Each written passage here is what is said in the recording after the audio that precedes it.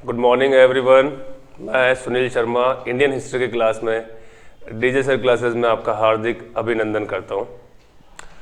मेरे द्वारा पढ़ाई गई last classes DJ sir classes के एप्लीकेशन पे उपलब्ध है। वो उससे संबंधित पीडीएफ डीजे सर क्लासेस के टेलीग्राम चैनल पे जाके आप प्राप्त कर सकते हैं।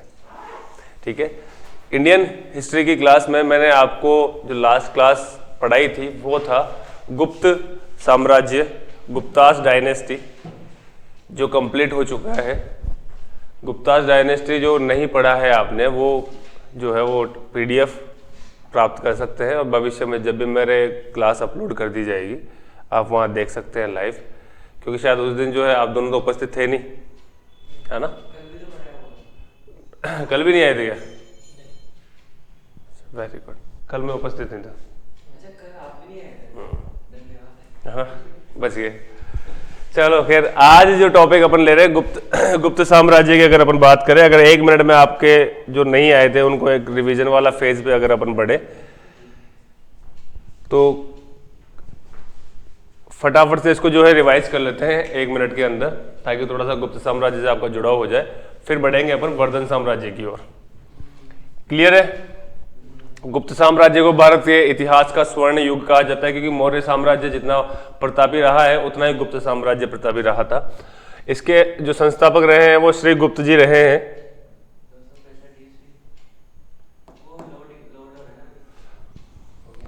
ठीक है, श्री गुप्त रहे हैं 265 ईस्वी में। इस वंश का प्रथम शासक व संस्थापक रहा है घटोत्कच, जिनका पुत्र हुआ। इसके काल में जो है लिच्छवी और गुप्त जो 2 डायनेस्टीज थी, इनके मध्य थोड़ा से दोस्ती का जो है वो आदान प्रदान हुआ, दोस्त बने ये आपस में। और दोस्त बने तो प्रथम बार जो वैवाहिक संबंध स्थापित किया वो घटोत्कच के बाद में जो उसका बेटा आता था उसका नाम था क्या? चंद्रगुप्त प्रथम। चंद्रगुप्त प्रथम बोलेंगे, चंद्रगुप्त मौर्य अलग है। उसके बाद में जो भी चंद्रगुप्त होंगे प्रथम, द्वितीय, तृतीय ऐसे करते हुए, ताकि इतिहास में अपन को कंफ्यूज नहीं हो जाए, कंफ्यूजन क्रिएट नहीं हो जाए। चंद्रगुप्त प्रथम इस वंश का प्रथम प्रतापी शासक रहा है। किस वंश का? गुप्त डायनेस्टी का। इन्होंने गुप्त संवत प्रारंभ किया था। गुप्त संवत एक मैंने आपको बताया था शक संवत, जो 78 ईस्वी में कनिष्क ने स्टार्ट किया था 78 ईस्वी में, और एक विक्रम संवत होता है जो विक्रमादित्य ने स्टार्ट किया था 58 ईस्वी में। ठीक है, इन्होंने गुप्त संवत प्रारंभ किया 319-20 में। यह शक संवत 78 ईस्वी से 241 वर्ष आगे। 78 ईस्वी से अगर अपन 319 माइनस करेंगे तो 241 ईयर्स आएंगे। ठीक है, लिच्छवी राजकुमारी कुमार देवी के साथ में इनका विवाह हुआ। इनके मंत्री हरिसेन थे। इन्होंने प्रयाग प्रशस्ति की जानकारी जो है वो इनके बारे में लिखी। अशोक के कौशाम्बी स्तंभ में अभिलेख में जोड़ा गया है।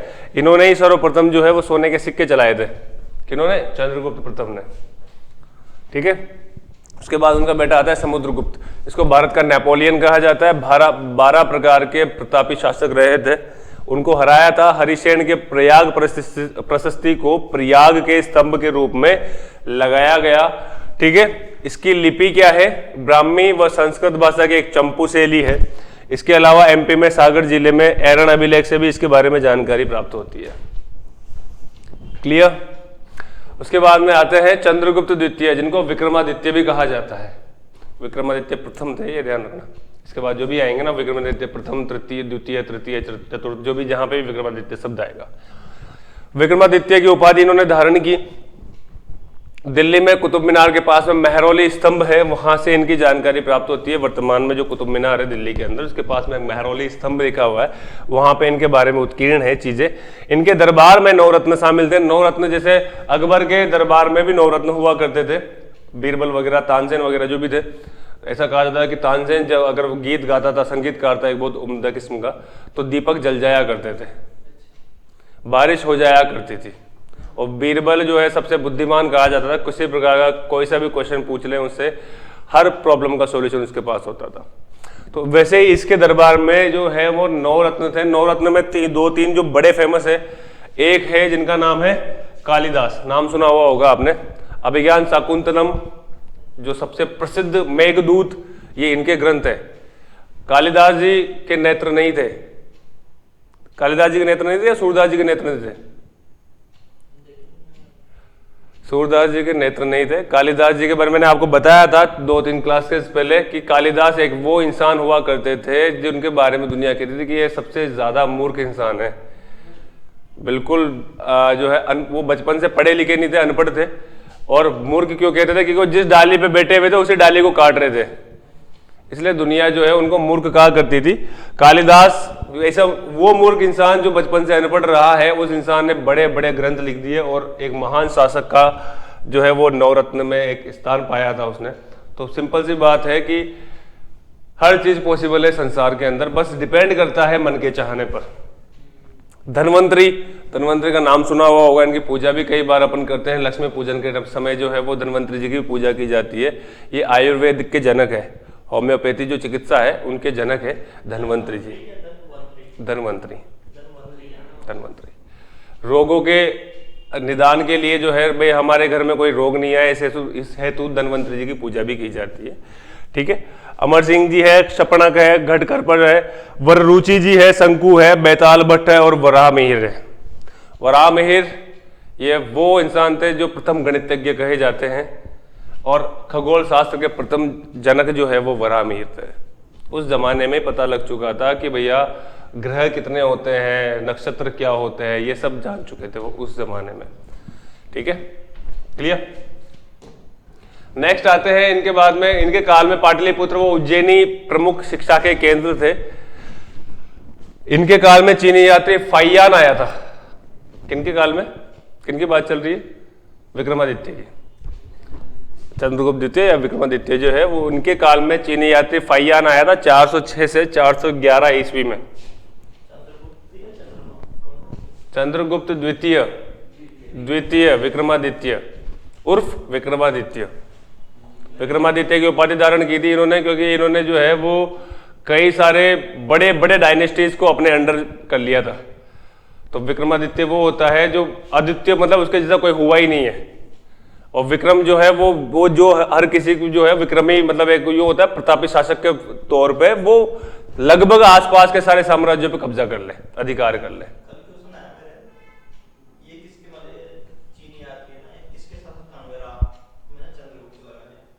चंद्रगुप्त द्वितीय, सिर्फ चंद्रगुप्त नहीं, चंद्रगुप्त मैंने बताया ना अभी आपको 1 मिनट पहले, अभी तो खत्म करके निपटा हूं मैं। मैंने अगर चंद्रगुप्त तो वो था मौर्य, चंद्रगुप्त शब्द अकेला आ जाएगा तो मौर्य है वो, पहला चंद्रगुप्त वो पैदा हुआ है।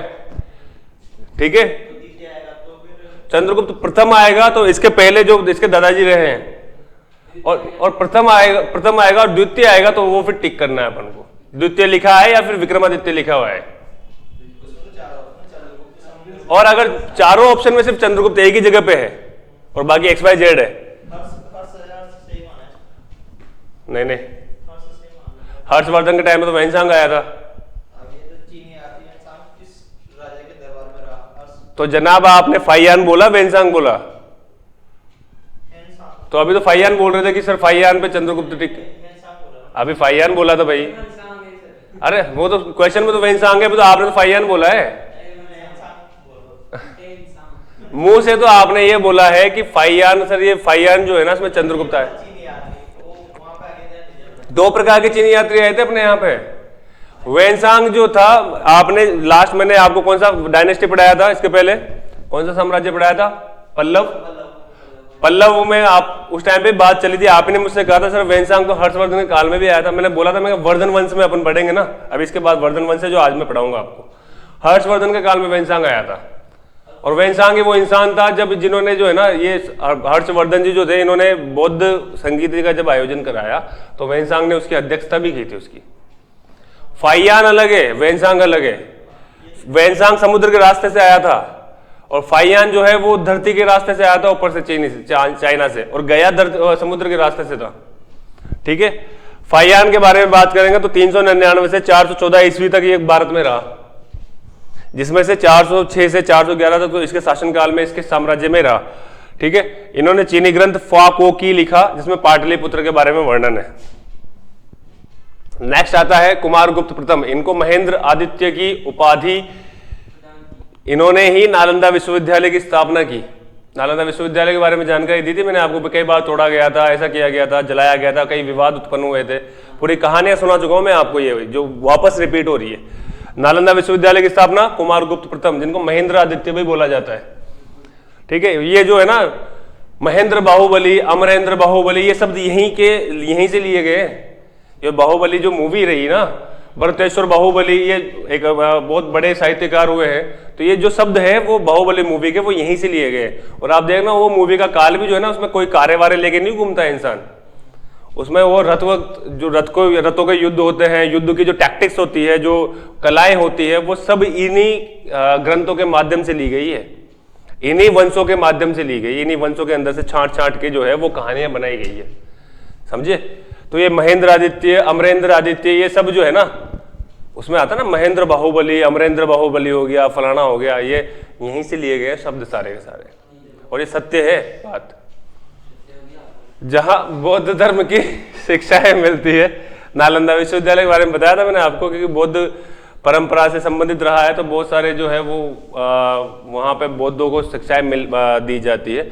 और इसी वजह से कई राजा ऐसे हुए जिनको बड़ा गुस्सा आता था कि यार ये जो बौद्ध परंपरा के अनुयायी नहीं रहते थे, वो हिंदू परंपरा के रहते थे, कोई शैव परंपरा के रहते थे, तो उनको लगता था कि यार ये क्यों उनको यहाँ पे मेरे राज्य में मैं बौद्धों को पाल रहा हूँ। तो उन्होंने नालंदा विश्वविद्यालय को कई बार तोड़वाया भी है, कई बार बौद्धों को मरवाया भी है, मैंने बताया भी था आपको, ठीक है। स्कंदगुप्त की बारी आती है, अंतिम प्रतापी शासक रहा है इस वंश का।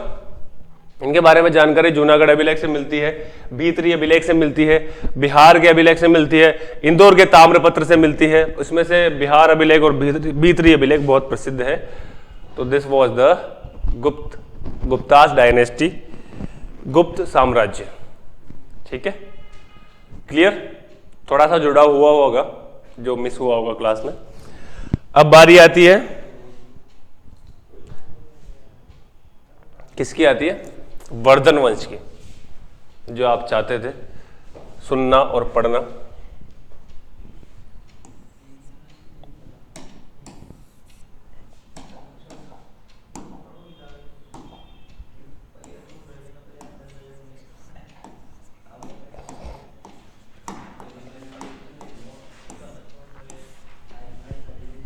आप क्या सिर्फ टेक्निकल पढ़ने के लिए आते हैं क्या? तो इंडियन हिस्ट्री वगैरह नहीं पढ़ना में ज़्यादा कोई विशेष रुचि रखते हैं? अच्छा अच्छा अच्छा, क्या बात है, बढ़िया बढ़िया, बहुत अच्छी बात है। क्या कितनी तारीख को रेडी? 28 27, अब एड वाले, क्या बात है।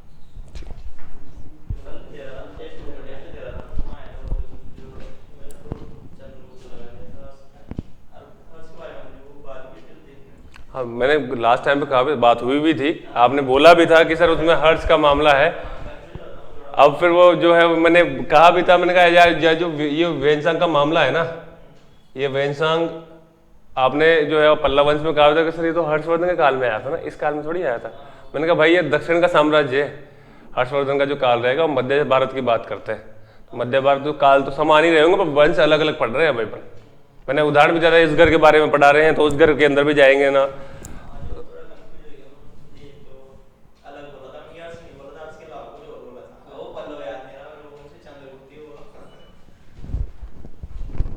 चलो खैर, तो वर्धन वंश की अगर अपन बात करते हैं, तो वर्धन वंश का जो सबसे प्रथम पुरुष इनके वंश का रहा है, उसका नाम था पुष्यभूति।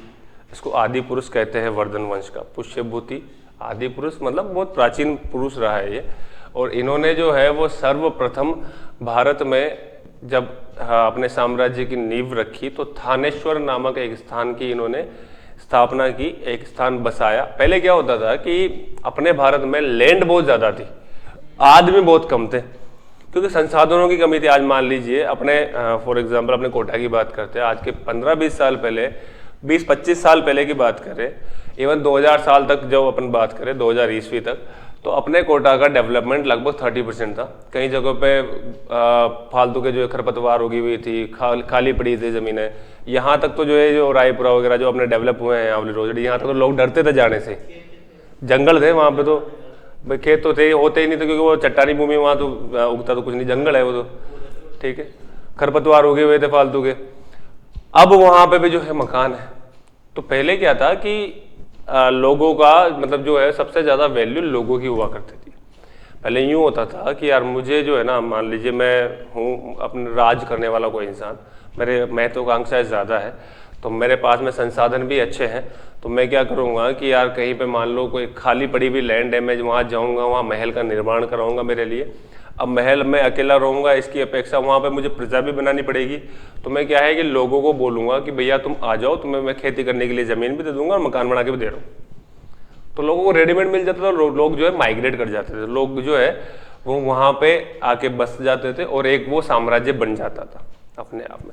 फिर मैं उसको घोषित कर देता था कि यार जो है ये मेरी राजधानी है, यहीं पे मैं रहूँगा, ठीक है। और फिर जो जो मेरे साम्राज्य बढ़ाता जाऊँगा वो अपने उसके अंदर शामिल करता जाऊँगा। भाई मैंने आसपास में देखा कि यार हमारे जैसे एक और कबीला है, एक और गाँव है जहाँ पे लोग रहते हैं, तो उसको भी मैं अगर या तो हरा दूंगा या वैवाहिक संबंध स्थापित कर लूँगा, तो वो फिर मेरे अंडर आ जाएगा मामला। तो मेरी राजधानी तो वही है जहाँ मैं रह रहा हूँ, पर मेरा साम्राज्य बढ़ता जा रहा है धीरे धीरे धीरे धीरे, ठीक है। तो ऐसे धीरे धीरे साम्राज्य विस्तार वर्धन वंश के शासकों ने किया। पुष्यभूति ने थानेश्वर नामक एक राजधानी की स्थापना की, उसमें प्रभाकर वर्धन, नरवर्धन, हर्षवर्धन वगैरह जो रहे हैं, राज्यवर्धन, ये सारे राजा उस वंश के आगे धीरे धीरे बढ़ते गए। इस वंश में सिर्फ एक प्रतापी शासक हुआ है जिसके बारे में अपन पढ़ेंगे, वो है हर्षवर्धन, ठीक है। प्रभाकर वर्धन नामक एक शासक हुए हैं इसमें पुष्यभूति के वंश में ही। प्रभाकर वर्धन के दो पुत्र थे, राज्यवर्धन और हर्षवर्धन, ठीक है। एक कहानी सुनाता हूँ मैं छोटी सी। प्रभाकर वर्धन नामक एक शासक था जो वर्धन वंश का शासक था, जिसकी राजधानी थानेश्वर थी। क्या थी? थानेदार से थानेश्वर याद रखना, थानेदार के साथ ईश्वर जोड़ दिया, तो थानेश्वर उनकी राजधानी थी। उनके दो पुत्र और एक पुत्री थे। प्रभाकर वर्धन जी के दो पुत्र और एक पुत्री थी। पुत्र था एक राज्यवर्धन, बड़ा पुत्र, छोटा पुत्र था हर्षवर्धन, और बीच में उनकी बहन थी, मतलब बड़ा पुत्र कौन था? राज्यवर्धन। उनसे छोटी उनकी बहन राजश्री। राजश्री पान मसाला नहीं, राज्यश्री। हाँ, पान मसाला से याद रख लेना। राज्यवर्धन, राजश्री और हर्षवर्धन। राज्यश्री, ठीक है। श्री शब्द यूजुअली जहां लगता है ना, श्री वो लक्ष्मी जी का प्रतीक होता है, फीमेल का प्रतीक होता है। सुश्री, श्रीमती जो है ना, वो बेसिकली फीमेल्स के लिए यूज किया जाता है। ये शब्द जो है आगे पीछे कहीं जुड़ जाता है, मान लग जाता है ना, मान। तो मान जो है, मान किसका होता है? सम्मान किसका होता है? भाई देखो, श्रीमती का अर्थ बताता हूँ। श्री है लक्ष्मी, मति का अर्थ होता है बुद्धि। तो हाँ, वो मति मारी गई जो है ना, वो हालांकि फीमेल्स के लिए यूज नहीं किया है, मारी गई। तो मति शब्द जो है बुद्धि, लक्ष्मी और बुद्धि का वास जिसमें होता है ना, वो है फीमेल। और श्री और मान, लक्ष्मी और मान मतलब सम्मान। एक होता है ना कि ठमस रखते हैं अपन, मुँह से मरोड़ कर है भैया, तो मान सम्मान किनका होता है? पुरुषों का। तो इसलिए श्रीमान लगाया जाता है, इसलिए फीमेल्स का कि श्रीमती लगाया जाता है, ठीक है। उस शब्द का अर्थ ये होता है श्रीमती का। तो इनके जो पुत्र थे राज्यवर्धन और पुत्र, भाई पुत्र राज्यवर्धन और हर्षवर्धन, और पुत्री एक थी राज्यश्री, ठीक है। जब प्रभाकर वर्धन जी की मृत्यु हुई, मतलब डेथ जब वो उनकी हुई, तो सिंपल सी बात है कि राज्य परंपरा में, राजाओं की परंपरा में जो पुत्र ही है वो उत्तराधिकारी बनता है, और पुत्र में से बड़ा पुत्र जो है वो इच्छा रखता है मैं राजा बनूं, ठीक है। ये तो बाद में आके जो है ना, ये मुगल एम्पायर जो स्थापित हुए, या कई साम्राज्य ऐसे आए जिन्होंने क्या है अपने उत्तर, जैसे मान लीजिए एक राजा है, उसके 10 पुत्र है, तो वो आपस में लड़ते थे। ये तो बाद में आके लड़ने लगे। उस जमाने में एकता हुआ करती थी, उस जमाने में नहीं लड़ते थे, ठीक है। कम लड़ते भी थे। अशोक थे, अशोक ने अपने भाइयों के साथ में युद्ध किया था उत्तराधिकार संघर्ष के लिए। 4 साल तक तो युद्ध करता रहा बेचारा वो। उसने उसके 100 भाइयों को मारा था, मैंने बताया भी था आपको, तब जाके वो राजा बना था। महाराणा प्रताप नहीं लड़े, महाराणा प्रताप ने भाइयों को नहीं मारा यार। उत्तराधिकार नहीं लड़े, वो नहीं थे। उनको क्या है कि उनके भाई को सत्ता दे दी गई थी, लेकिन इधर जो था ना, उनके दरबारी चाहते थे कि नहीं यार, महाराणा प्रताप अपने जो है राजा बने। तो इनका हाथ तो हाथ राज तिलक कर दिया गया था चावंड में, जहां उदय सिंह की मृत्यु हुई थी वहीं पे, और वहीं से राजा बना के ले आए थे। और वही जो परंपरा है उनकी, वही जो वंश आगे बढ़ रहा है आगे, वो युद्ध आज भी बरकरार है, जो कि रिसेंटली अभी उछ रहा है अपने उदयपुर के अंदर। उनके जो भाई हैं, किनके, जो महाराणा प्रताप के वंशज है अभी राइट नाउ मेवाड़ के अंदर, उदयपुर में रहते हैं, मेवाड़ नहीं बोलेंगे उसको, उदयपुर है। उदयपुर के अंदर लक्ष्यराज सिंह जी है, जो अभी पूरा जो उदयपुर का पैलेस है ना, सिटी पैलेस वगैरह, वो संभालते हैं, सिटी पैलेस में रहते हैं, निवास भी वहीं है आज भी उनका। जब भी आप कभी उदयपुर घूमने जाएं तो आधे जगह पे आप सिटी पैलेस देख सकते हो, और इधर जो है वो उनका निवास है। और वो उनके पिताजी है अरविंद सिंह जी मेवाड़, तो उनके पिताजी अभी है, ठीक है। अरविंद सिंह जी मेवाड़ के बड़े भाई है। अब वो बड़े भाई जो है वो रहते हैं राजसमंद में, ठीक है। और अरविंद सिंह जी मेवाड़ जो पूरे उदयपुर के जितने भी उनके प्रॉपर्टीज है ना, उनकी देखभाल करते हैं, उनके बेटे करते हैं, वो तो बुजुर्ग हो चुके हैं अभी। लक्ष्यराज सिंह जी मेवाड़ यंग है अभी, लक्ष्यराज सिंह जी। तो वो जो है ना अरविंद सिंह जी मेवाड़, उन्होंने कहा कि भैया मैं राजा बनूंगा, यहाँ का राज तिलक होना था। मतलब इनके जो दादाजी थे, लक्ष्यराज सिंह जी के दादाजी, उनका देहांत हुआ, वो मृत्यु को प्राप्त किया उन्होंने। तो जब वो देहांत हुआ तो वही भाई आगे राजा तो गए, अब राजा गए तो उसके बाद में किसी का तो राज तिलक होगा, किसी को तो राजा बनाया जाएगा। भाई ठीक है, अब राजाओं का इतना वो दम नहीं रहा, इतने उनकी सत्ता नहीं चलती है, उनकी कोई पुलिस भी नहीं सुनती है, अगर अपने पे आए तो कोई जो है छोटा मोटा हवलदार भी उनका अपमान करके जा सकता है, क्योंकि अब वो वाली बात नहीं रही है। पहले तो राजा क्या होता था, उठवा लेते थे, कटवा देते थे, मरवा देते थे, अब करके दिखा दो, राजा पे केस लगा देंगे उल्टा हो, ठीक है। क्योंकि अब संविधान आ गया है अपने पास में, अब राज जो है ना राजा का नहीं चलता है, संविधान का चलता है, अपनी संसद का चलता है, अपने कोर्ट का चलता है, ठीक है। तो अब जो है वो जो उनके बड़े भाई थे, उन्होंने कहा भैया मैं बनूंगा राजा।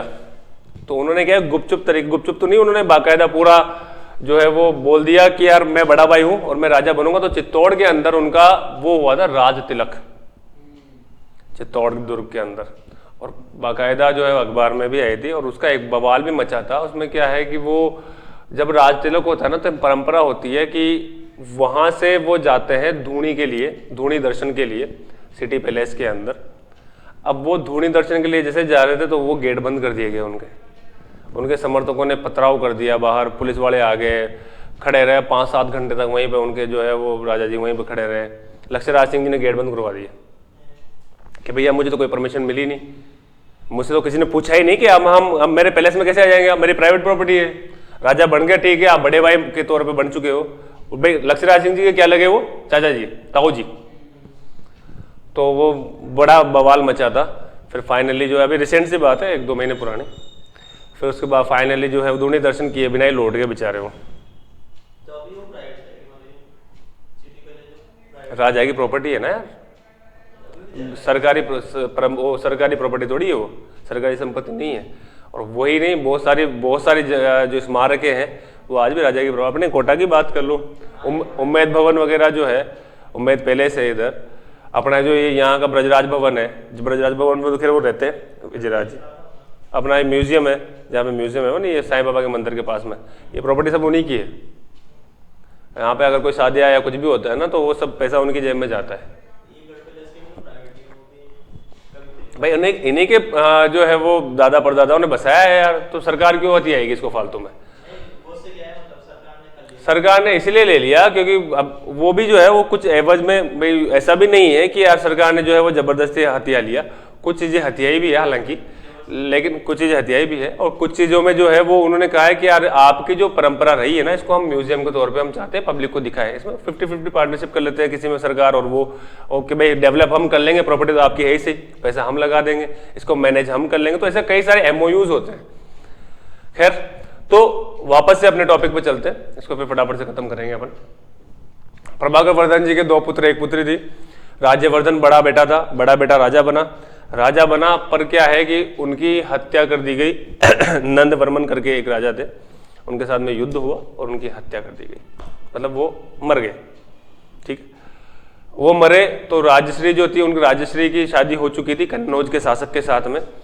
राजश्री शादी करके जा चुकी थी, पर उनको पता लगा कि भैया मर गए, हमारे भैया की जो है वो शहीद हो चुके हैं, वो बलिदान कर चुके हैं अपना युद्ध में।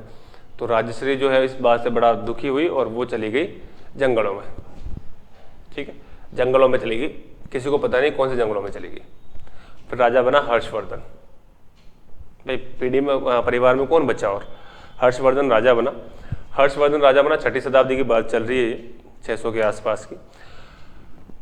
राजा बनते ही सबसे पहले उन्होंने एक काम किया कि जो है वो अपनी बहन को ढूंढने लगे, मेरी बहन कहाँ है, मेरी बहन कहाँ है। तो वो नहीं मिली। फिर फाइनली एक दिवाकर मित्र नाम का एक बौद्ध भिक्षु था, उसने कहा था मैं बताऊंगा तेरी बहन कहाँ है। फिर दिवाकर मित्र के माध्यम से उसने जो है अपनी बहन को ढूंढा। अब बौद्ध भिक्षु के माध्यम से ढूंढा तो सिंपल सी बात है, जो ये जो पुष्यभूति या फिर जो वर्धन वंश रहे हैं ना, या प्रभाकर वर्धन जी, ये जो इनके बाप दादा रहे हैं, ये सब शैव या शिव भगवान को मानने वाले रहे, शैव धर्म के अनुयायी रहे। पर हर्षवर्धन ने, जैसे उसकी बहन ने, हर्षवर्धन भी शैव धर्म का अनुयायी था, पर जैसे बौद्ध भिक्षु ने के माध्यम से वो जो अपने बहन को उसने प्राप्त किया वापस से, तो वो बौद्ध धर्म के अनुयायी बन गए। और बौद्ध धर्म के अनुयायी बन गए तो सिंपल सी बात है कि बौद्ध धर्म के 2 प्रकार के संप्रदाय मैंने आपको पढ़ाए थे, हीनयान और महायान। तो महायान संप्रदाय का एक जो आयोजन कराया इन्होंने अपने ही शासनकाल में, वो महायान संप्रदाय का आयोजन कराया, तो उसकी अध्यक्षता चीनी यात्री वैनशांग ने की थी। चीनी यात्री वैनशांग इनके शासनकाल में भी आया था और इनके साम्राज्य में भी इनके शासनकाल में रुका था। ठीक है, ठीक है। तो इनके एक सबसे जो है वो हर्षवर्धन जी के सबसे प्रसिद्ध दरबारी कवि रहे थे बाण भट्ट, नाम सुना हुआ होगा। हर्षचरित नामक ग्रंथ जो है वो इन्होंने, हर्षचरित जो है वो इन्हीं के ऊपर लिखा गया है। और भी इनके दरबारी कवि रहे, मयूर नाम के दरबारी कवि, जैसे मयूर शतक भी लिखा था, शतखंडी भी लिखा था, मयूर शर्मन भी लिखा था। तो ऐसे कई सारे ग्रंथ लिखे गए जिनके माध्यम से अपन को हर्षवर्धन के बारे में जानकारी प्राप्त होती है। ठीक है, नालंदा विश्वविद्यालय का कनेक्शन भी जो है वो इनसे आता है। नालंदा विश्वविद्यालय सबसे प्रमुख शिक्षा का केंद्र था इनके शासनकाल में, जहाँ बौद्ध धर्म और शिक्षाओं का प्रचार प्रसार होता था। क्योंकि जब बौद्ध धर्म के खुद अनुयायी बन गए तो नालंदा विश्वविद्यालय का उत्थान इन्होंने कराया कि भैया यहाँ जितना ज़्यादा हो सके बौद्ध परंपरा के बारे में या बौद्ध शिक्षाओं के बारे में जानकारी दीजिए, बौद्ध शिक्षाओं से संबंधित जो है वो आप एजुकेशन प्रोवाइड करें लोगों को।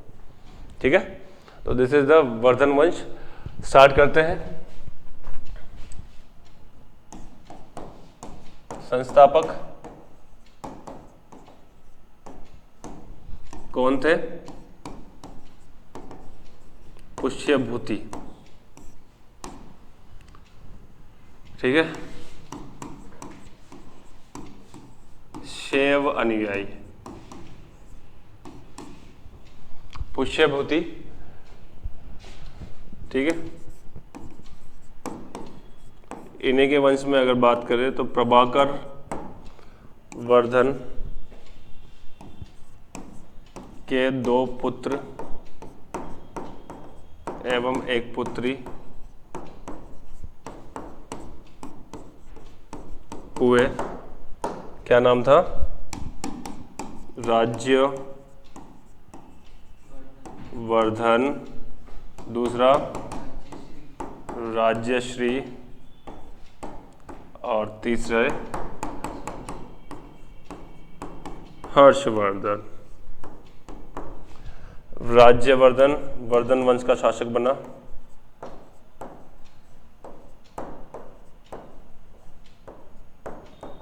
वर्धन वंश का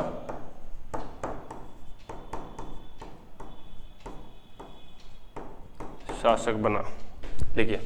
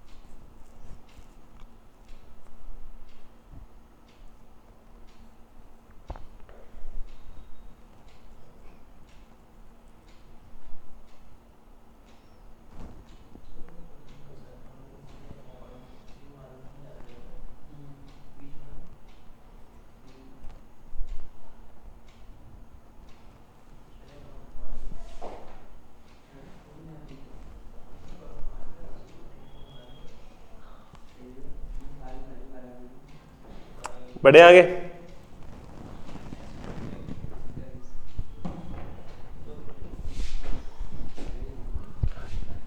के कोष्टक में यह भी लिख दो थानेश्वर राजधानी थी इसकी, अपन ने लिखा ही नहीं।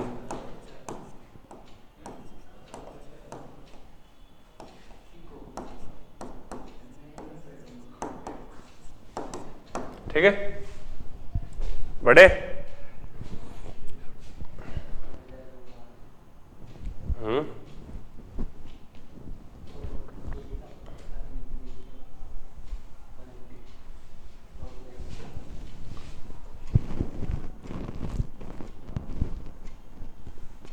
क्लियर है टाबरो?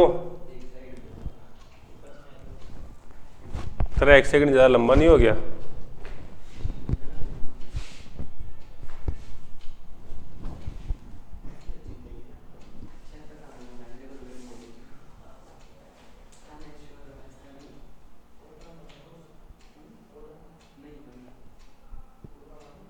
ठीक है,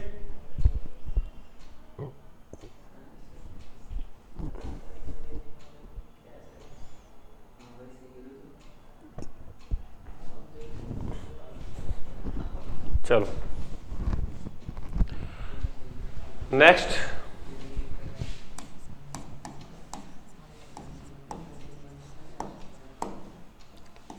राज्यवर्धन की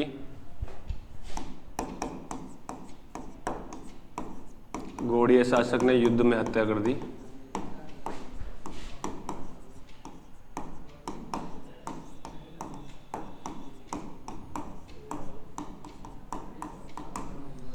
युद्ध में हत्या कर दी।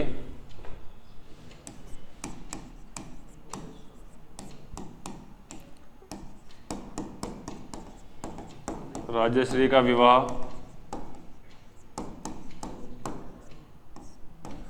कन्नौज शासक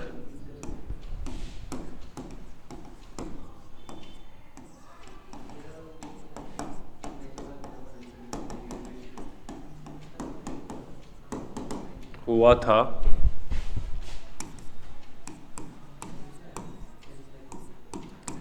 राजश्री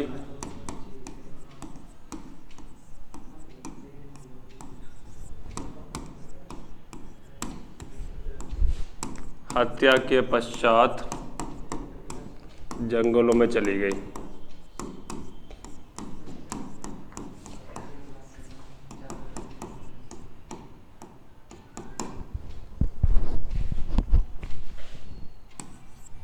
शासक बना फिर हर्षवर्धन।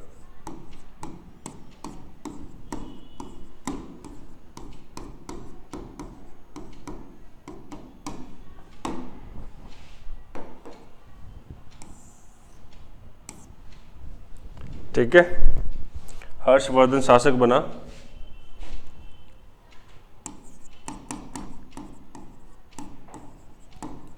शासक बनते ही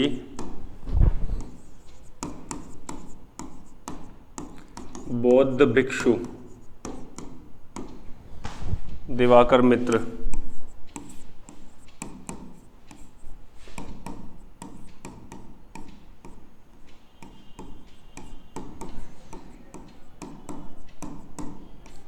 सहायता से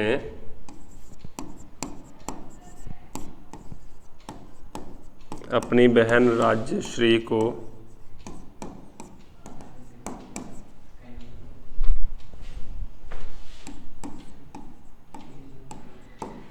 विंध्याचल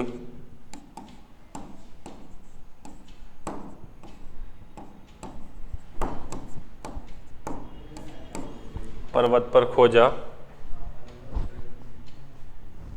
मैंने आपको चालुक्य वंश पढ़ाया था। चालुक्य वंश में मैंने आपको बादामी के चालुक्य भी पढ़ाए थे, और बादामी के चालुक्य में मैंने आपको एक राजा का नाम भी बताया जिसका नाम था पुलकेशिन द्वितीय। पुलकेशिन द्वितीय में मैंने ये भी लिखाया था कि हर्षवर्धन को हराया था इसने। तो हर्षवर्धन एक बहुत प्रतापी शासक रहा है। अगर मान लीजिए वैनशांग की अगर अपन बात करें तो वैनशांग के 1-2 ग्रंथ थे जिसको बोलते हैं, एक ग्रंथ था शी यू की नाम से, चाइनीज लैंग्वेज के अंदर। तो चाइनीज लैंग्वेज में उसने हर्षवर्धन के बारे में जो है वो जानकारी दी, और उसने कहा है कि हर्षवर्धन के काल में भाई साहब 80,000 तो इसके काल में जो है ना हाथी हुआ करते थे इसकी सेना के अंदर, और 1 से 1.5 लाख तो घोड़े हुआ करते थे। इतनी बड़ी तो सेना थी इसकी, पर फिर भी हर्षवर्धन को हरा दिया था उसने पुलकेशिन द्वितीय ने, क्योंकि ये साउथ में, वही मैंने कहा, साउथ को विजय करना इतना आसान नहीं रहा था। इसकी महत्वाकांक्षा बढ़ी ना कि मैं साउथ को भी विजय करूं, तो ये गया साउथ को विजय करने, नर्मदा नदी को पार किया इसने। पर पार जैसे ही किया, पार भी नहीं किया होगा शायद, और उस टाइम पे पुलकेशिन द्वितीय उसको सामने मिल गया, उसकी सेना सामने मिल गई, भयंकर घमासान युद्ध हुआ और फाइनली हर्षवर्धन को हार का सामना करना पड़ा और वापस लौटना पड़ा। इसीलिए जो चालुक्य के बारे में अगर अपन ने पढ़ा है ना, तो ऐसे नहीं पढ़ा है, वो भी बहुत प्रतापी रहे हैं, बहुत दमदार रहे, छोटे मोटे हस्ती नहीं रही है उनकी भी।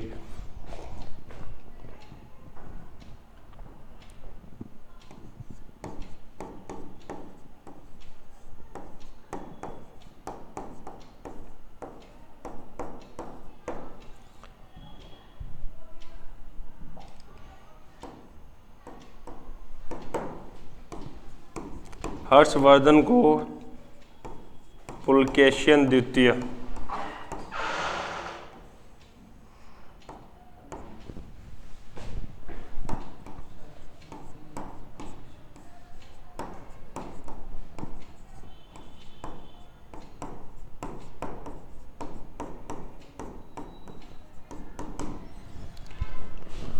पुलकेशिन द्वितीय ने युद्ध में हराया था हर्षवर्धन को।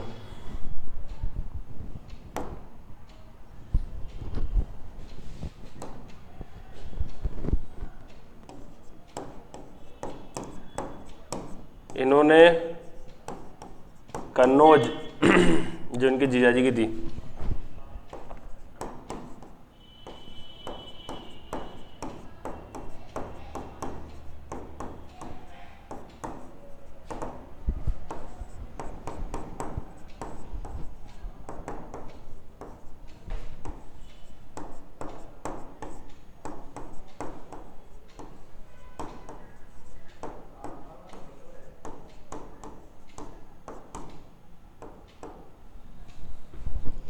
कन्नौज को शामिल कर लिया साम्राज्य में, दूसरी राजधानी बना लिया। पहली राजधानी कौन सी थी? थानेश्वर। लिखो फटाक से, बढ़ेंगे फिर आगे झटाक से।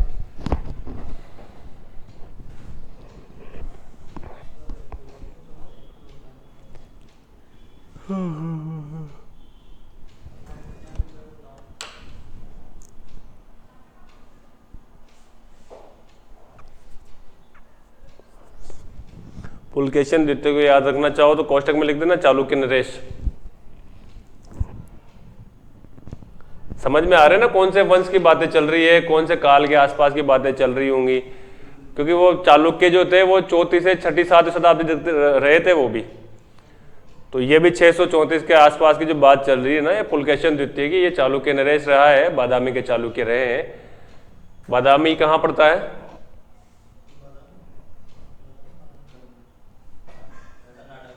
वेरी गुड, क्या बात है।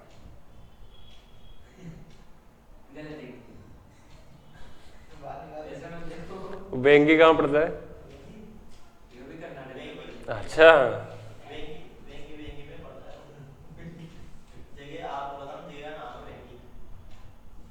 अब वर्तमान में कौन से राज्य में पड़ता है?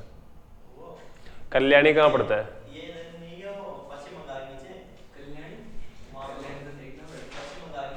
उड़ीसा।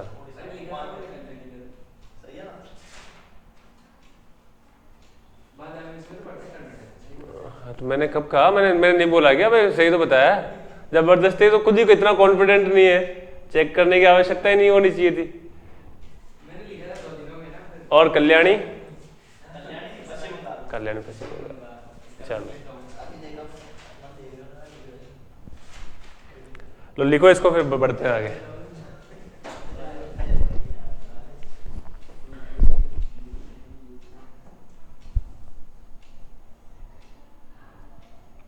इंडियन प्राचीन भारत के इतिहास में मुझे नहीं लगता कि अब आपके जीवन में कोई क्लेश रहेगा। एक बार फिर रिवीजन तो मांगता है ना यार। आपके अगर बुखार आता है तो एक गोली खाओगे तो जरूरी थोड़ी एक गोली एक बार के एंटीबायोटिक से आप सही होगे, एक बार दोबारा खाना पड़ता है, हो सकता है 2 बार खाना पड़ जाए।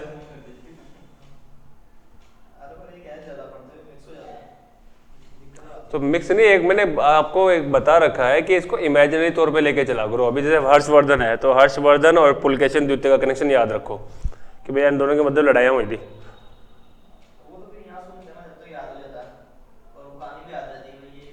तो उसके लिए मेरे लेक्चर देखने पड़ेंगे वापस से आपको।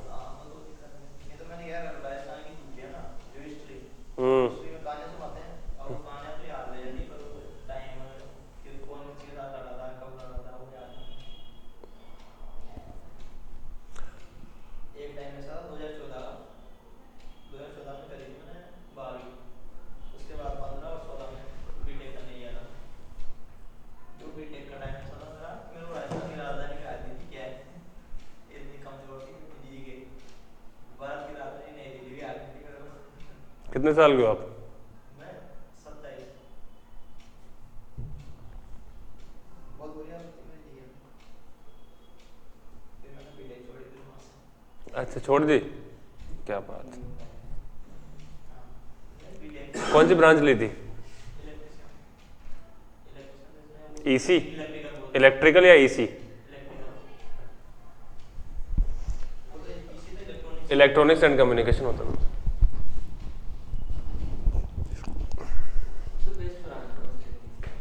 सबसे बेस्ट कुछ नहीं, जमाने के हिसाब से थी। जिस टाइम पे मैंने बीटेक की उस टाइम पे जो था वो बूम था, भैया सिविल और मैकेनिकल ले लो, 100% नौकरी लगेगी आपकी। हाँ, तो जो है वो जिस टाइम पे हमने सिविल मैकेनिकल का बूम था, उसके पहले इलेक्ट्रिकल का बूम आया था। इलेक्ट्रिकल तब भी एक अच्छी ब्रांच मानी जाती थी, ठीक है। हाँ हाँ, नहीं उस टाइम 2014 तक था, ये बात फैक्ट है। मैंने 2012 में ज्वाइन किया था और 2016 तक मेरी बीटेक चली, ठीक है। 4 साल का जो फेज रहा, 14 तक बीटेक का क्रेज था। 15 के बाद में बीटेक बेरोजगार से जो B4 बेरोजगार, B4 बीटेक घोषित कर दिया गया। उसके बाद में जो है वो सिविल वालों के लिए और मैकेनिकल वालों के लिए जो है वो सिर्फ एक ऑप्शन बचा। सिविल वालों के लिए तो जो है कि भैया आप खुला ठेकेदार बन जाओ। आप जो है अगर आप बीटेक वाले हैं तो आपका B क्लास लाइसेंस बन जाता है डायरेक्ट, और अगर आप नहीं है डिप्लोमा वाले हैं तो C क्लास लाइसेंस बन जाएगा। काम करो, काम करके दिखाओ, अपग्रेड करो लाइसेंस को, और वो जो बस ये था। तो कई सारे जब हम जो साथ में मेरे कुछ मित्र भी रहे थे, जब निकले तो उन्होंने टेंडर्स भी उठाए, कई सारे जो है वो टेंडर उठाए, कईयों ने अच्छे अच्छे काम भी किए, 2-2 करोड़ 5-5 करोड़ का काम किया, पर फाइनली जो है वो सब कुछ। और आज किसी का शोरूम खोल लिया, किसी ने कोई कार का शोरूम खोल लिया, किसी ने कुछ कर रहा है, किसी ने पेट्रोल पंप ले लिया। तो वो ओवरऑल वो जो चीज़ रही ना, वो चीज़ उनका अनुभव ये रहा कि यार construction line is not a easier line actually. Construction line में बहुत सारी प्रॉब्लम्स हैं, स्पेशली जो कंस्ट्रक्शन के जो व्यापारी होते हैं ना, जो रियल एस्टेट में जो इन्वॉल्व होते हैं, वो बहुत टास्क, आए दिन के टास्क है, आए दिन प्रॉब्लम्स है। सुकून का एक जो व्यापार होता है ना, सुकून का, हालांकि व्यापार कभी सुकून का होता भी नहीं है। धंधे में जो है अगर आप रिस्क नहीं ले सकते, आपके अंदर रिस्क टैकिंग कैपेसिटी नहीं है, आपका जिगरा छोटा है, आप प्रॉब्लम से डरते हैं, तो आप धंधा करने के लिए बने ही नहीं है। आप नौकरी कर लो, कहीं पे जाके 10 बातें सुन लो किसी की, ये हो सकता है। अगर या भाई 2 चीज़ें हैं, या तो आप पढ़ लो, सरकारी कर्मचारी बन जाओ, 50,000 60,000 70,000 80,000 रुपये जो सैलरी आपकी आएंगी वो आप हासिल कीजिए हर महीने, सुकून से वो तनख्वाह आएगी, काम करने जाना होता है, फिक्स ड्यूरेशन होता है, वो काम करके वापस आ जाओ, दैट्स इट। और if you want to earn more and more, आप जो है वो अच्छी कार भी मेंटेन रखना चाह रहे हैं, भाई देखिए 80,000 90,000 सैलरी तक जो है वो आज के ज़माने में आप हार्डली, खींच के बता रहा हूँ मैं, 12 से 13 लाख या 15 लाख की कार मेंटेन कर सकते हो, खींच के बता रहा हूँ। उसमें भी जो है 12-15 लाख की नहीं लाते हैं लोग, 8 लाख 7 लाख 9 लाख खींच के होता है। स्विफ्ट डिजायर, स्विफ्ट से खींच के इससे ज़्यादा कुछ नहीं होता है। ज़्यादा टाटा पंच ले आएगा आदमी, इससे ज़्यादा कुछ नहीं हो सकता, ठीक है। लेकिन स्कॉर्पियो वो मेंटेन, स्कॉर्पियो कोई भी गवर्नमेंट एम्प्लॉय मेंटेन नहीं रख सकता जिनकी सैलरी 80,000 से नीचे रहती है। 1 लाख तक भी बोल रहा हूँ मैं, तो इवन अपने क्षेत्र की बता रहा हूँ मैं। लेकिन अगर जो है स्कॉर्पियो वगैरह वो मेंटेन रखते हैं, स्कॉर्पियो, फॉर्च्यूनर्स जितने भी रहते हैं, एंडेवर वगैरह, जो ये कौन मेंटेन रखते हैं? इवन होंडा सिटी तक भी, होंडा सिटी भी गवर्नमेंट एम्प्लॉयज़ बहुत कम, बहुत रेयर है जो मेंटेन रखते हैं। हाँ, मोस्टली गवर्नमेंट एम्प्लॉयज़ हैचबैक्स ले लेते हैं, लाइक वैगनार ले ली, सेलेरियो ले ली, अल्टो वल्टो तो नहीं, अब थोड़ा अपग्रेड हो गए, पहले थी अल्टो लेते थे, पहले सबसे पहले अप्रोच ही यही थी उनकी। क्योंकि ईएमआई उनके, भाई उनके जीवन में जो है ना, ईएमआई 2 प्रकार की ईएमआई तो हमेशा चलती है हर किसी प्रकार के एम्प्लॉय में। पहला तो ब्लेस उनका खुद का घर भी होगा ना, तो भी वो एक और प्रॉपर्टी लेगा, तो वो उसकी ईएमआई चलेगी 20-22,000 25,000 रुपये उसकी ईएमआई आएगी, 25,000 रुपये के आसपास। दूसरी ईएमआई कार की चलेगी 12,000 रुपये के आसपास उसकी ईएमआई रहेगी, 10 से 12,000 के बीच में, तो लगभग 40-50-40,000 के आसपास तो ये गए बेचारे के। अब बच्चा जो उसका 40,000 रुपये का, उसमें उसको खर्चा चलाना है, बच्चे होंगे तो बच्चों की फीस आजकल अच्छी है क्योंकि इंग्लिश मीडियम स्कूल में वो एडमिशन कराएगा, खुद भले से गवर्नमेंट स्कूल का टीचर होगा लेकिन वो उसका एडमिशन कराएगा इंग्लिश मीडियम स्कूल में, सीबीएसई स्कूल के अंदर। मेरे हिसाब से अगर जो है गवर्नमेंट स्कूलों की दशा सुधारनी है ना, तो हर एक सर्कुलर जारी कर देना चाहिए सरकार के माध्यम से कि प्रत्येक सरकारी कर्मचारी का बच्चा सरकारी विद्यालय में ही पढ़ेगा, तो अपने आप दशा सुधर जाएगी। सिंपल सी बात है, कोई भी सरकारी कर्मचारी क्यों चाहेगा कि यार उसका बच्चा जो है वो ऐसे स्कूल में पढ़े जहां पे प्लास्टर उखड़े हुए हो, जहां पे एक क्लासरूम में 3-3 क्लासेस लग रही हो, जहां पे बच्चा जो है वो आ रहा है और वो आके कुछ भी गालियां निकाल के जा रहा है, अभद्र भाषाओं का उपयोग कर रहा है, जहां पे आप जा रहे हो चुपचाप बैठे हो, इंस्टा चला रहे हो, रील देख रहे हो, बच्चे बैठे हुए हैं, आपको पता है सरकार की साइड से तनख्वाह को आनी है, जहां पे महिलाएं जाएंगी और पॉकेट उनको पता है कि यार घर पे तो चिक चिक होती रहती है, वहां पे जाएंगी स्कूल में ऊन से धागा बुनती यूं बुनती रहेंगी और बोलती रहेंगी मेरी सास ने तो ये किया, तेरी सास ने क्या किया, मेरे देवरा ने ये किया। तो यही होता है। और अब सरकार ने क्या किया कि अब शिक्षकों को भी जो है वो इस तरीके से, भाई चलो ये तो अपने आप में कुछ शिक्षक ईमानदारी से भी पढ़ाते हैं पर उनको भी पढ़ाने नहीं दे रही है सरकार, उनको भी पता नहीं शाला दर्पण में ये डॉक्यूमेंट्स डालो, ये डालो, ये कराओ, वो कराओ, कभी इलेक्शन में उलझा देगी, कभी जनगणना में उलझा देगी। तो जो एजुकेशन का काम है ना, वो एजुकेशन नहीं प्रोवाइड कर पा रहे हैं प्रॉपर्ली, जो ईमानदारी से पढ़ाना चाहते हैं कि यार भाई मैं जा रहा हूँ, मैं वहाँ पे बच्चों को ईमानदारी से पढ़ाऊँ। इसे कई टीचर्स हैं आज भी जो ईमानदारी से काम करते हैं अपने, लेकिन वो करने नहीं दे रही है गवर्नमेंट, क्योंकि उनको इन्वॉल्व करके रखती है, कभी किसी का सर्वे करा लेते हैं, कभी किसी का कहाँ, कभी किसी की ड्यूटी लगा रहे हैं, कभी किसी के कहाँ पे क्या लगा रहे हैं। तो स्कूल में तो रखो उनको यार, उनके जो एजुकेशन हार है वो एजुकेशन के घंटे में तो कम से कम पढ़ाने दो उनको बेचारों को यार। खैर, तो इसीलिए एजुकेशन सिस्टम जो है अपना बहुत पिछड़ा हुआ है। स्कूल किसी भी सरकारी विद्यालय के अंदर एडमिशन हुए रहते हैं 800-1000 और बच्चे की उपस्थिति रहती है खींच के 2 या 5, उनको पकड़ पकड़ के लाता है, उसके मम्मा बाल, उसकी मम्मी जो है बाल पकड़ के खींच के ला रही है, चल उधर। तो ऐसे पकड़ पकड़ के तो उनको जो है वो क्लास में जाके उनको पढ़ाया जाता है। भाई आज जो है डीओ आ रहे, तहसीलदार साहब आ रहे, तो फटाफट से बच्चों को पकड़ पकड़ के ला के वहाँ पे बिठाया जाता है, वरना वो आके जो है वो सस्पेंड कर देंगे या कोई कार्यवाही कर देंगे। खैर, तो हर्षवर्धन के शासनकाल में ही, हर्षवर्धन लिखाने की आवश्यकता नहीं, हटाओ इसको, इसके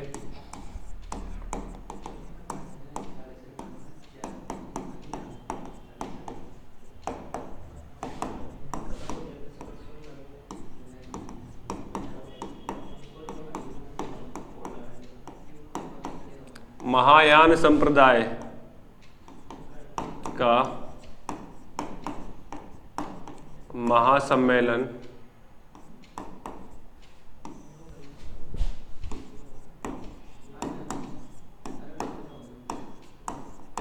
कन्नौज में आयोजित हुआ।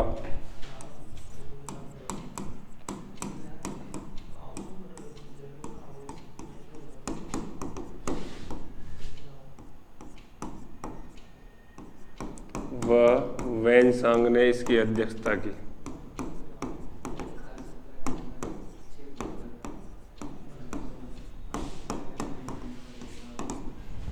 वैनसांग ने इसकी अध्यक्षता की।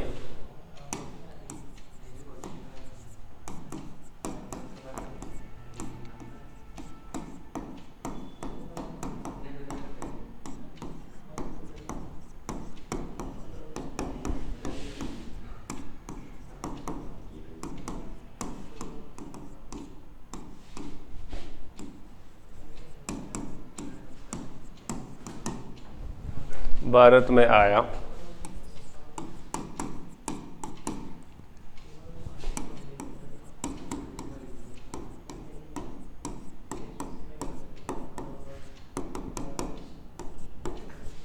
CU की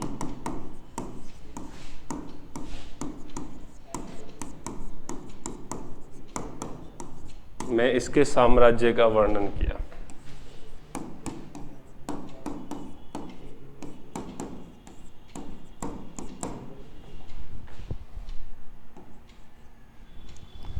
ठीक है, वैनसांग जो है वो भारत आया और अपने इसके जो है वो साम्राज्य का वर्णन किया CU की में।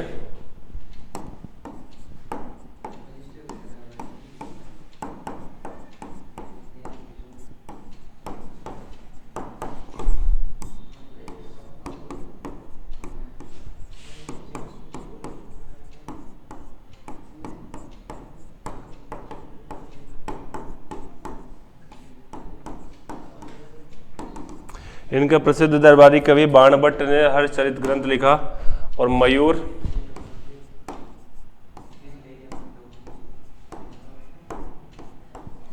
शतक थे।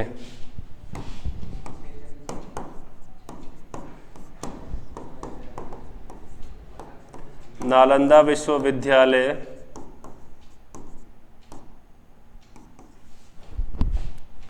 शिक्षा का प्रमुख केंद्र था।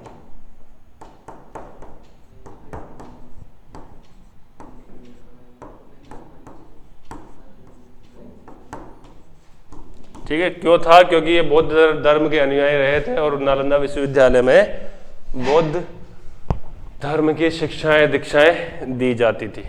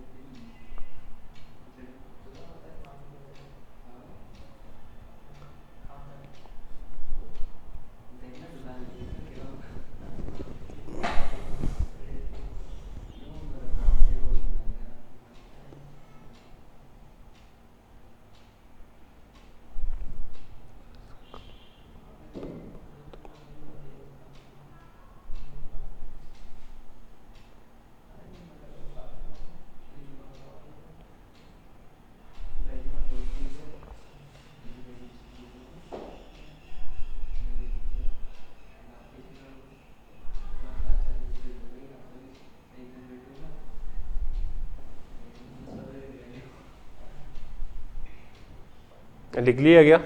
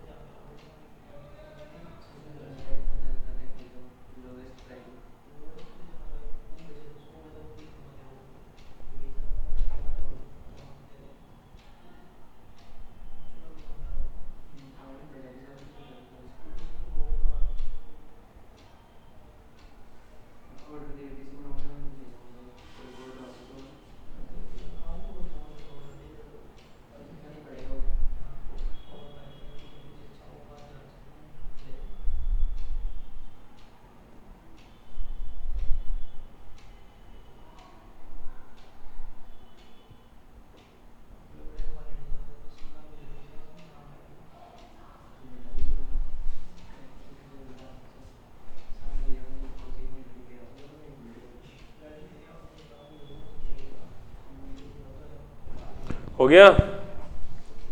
बड़ा टाइम लगाया तुमने यार। खैर वैसे भी एक दो लाइन बच रही है बस ओनली।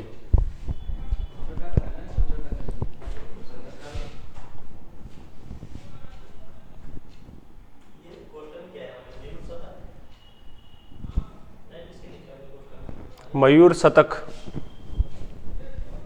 शतक शो ग्रंथ है ये। अरे यार इसी की तरह लिखूंगा इसमें भी, मुझे लगा समझदार होंगे। गलत सोचा था क्या मैंने? अच्छा ठीक है फिर।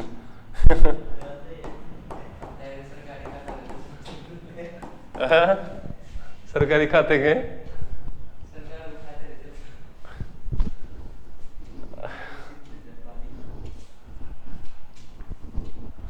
लिख लिया।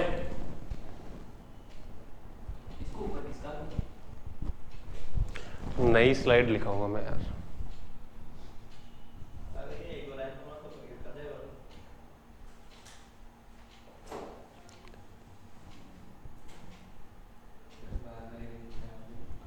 बढ़े आगे। रीडो में 9 साल कर रही है, 55% मांगते हैं, 55% तो बनती है। क्वालिफाई के लिए 55 तो बनता भी है यार। सीट 8 में जनरल गए। नहीं है वो हाँ तो 60 है ना जनरल की, तो 60 को लाएगा, 60 तो 90 तक है। नहीं लग जाती, किसने कह दिया लग जाती है? इसकी जो कट ऑफ देगा इसमें, किसकी? जो पिछले साल की भी आप देखो ना, लास्ट 3 एग्जाम उठा के देखो आप, किसी भी एग्जाम की कट ऑफ अगर 60% गई हो तो गए जमाने अब भैया। 60-70 के बीच में, मतलब 60 नहीं है, बात मानो मेरी। नहीं गाड़ी अरे बिल्कुल, अब गए जमाने। पहले थे जमाने ये कि भाई हाँ यार जो है वो पहले कट ऑफ यही जाती 56, 58, 60, 62। इसमें बताओ दिक्कत कहाँ आती है। जैसे रीड लेवल और वन वाले हैं, तो वन वालों के लिए आता है, गणित वाला आता है, नॉर्मली जो लिखा हुआ है उनके बन जाएगी। जो अपने साइंस वाले हैं उनके बन जाएगी, क्योंकि 60 नंबर की उनका सब्जेक्ट ही आ रहा है। दिक्कत एसएसटी वालों को आती है। बात सही है, क्योंकि जीके क्या है, भंडार है जी के वही तो। और जीके समुद्र है। और जीके में भी वो ऐसे कितना पढ़ लेगा आदमी। जीके में ऐसे देते हैं वो जाने का मतलब पता ही नहीं लगता कहाँ से आएगी। चलो बढ़े आगे। 40% जा रहा है।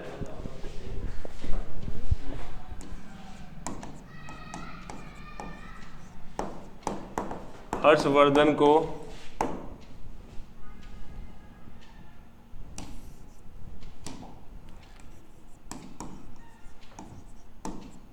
चालुक्य साहित्यों में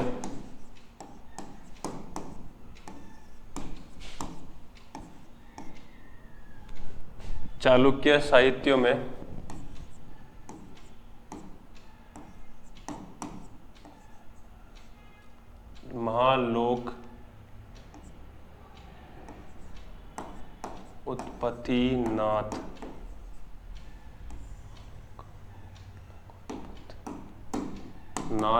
तथा ह्वेनसांग ने टुकड़े करके, लोक उत्पत्तिनाथ मतलब ये है कि लोगों का उत्थान करने वाला जो है वो महा शब्द जोड़ दिया, महान है, छोटा मोटा भी नहीं था वो। और ह्वेनसांग ने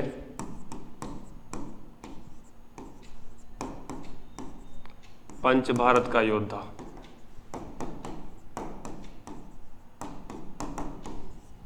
कहा है। इसी के साथ में आपका वर्धन वंश खत्म, समाप्त। वर्धन के बारे में जो है वो हर्षवर्धन के बारे में जो मुख्य जानकारी है वो सिर्फ इतनी सी है कि एक तो ये पुलकेशन द्वितीय से हारा था, इसके साथ युद्ध लड़ा था इसने नर्मदा नदी के किनारे।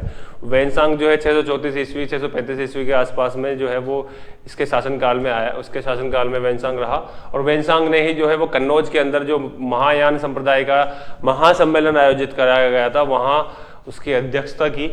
ठीक है, सिर्फ इतना सा आपको विशेष तौर पर ध्यान रखना है। ठीक है, बाकी उम्मीद करूंगा कि वर्धन वंश और प्राचीन भारत का इतिहास आपको बड़े उम्दा तरीके से समझ में आया होगा।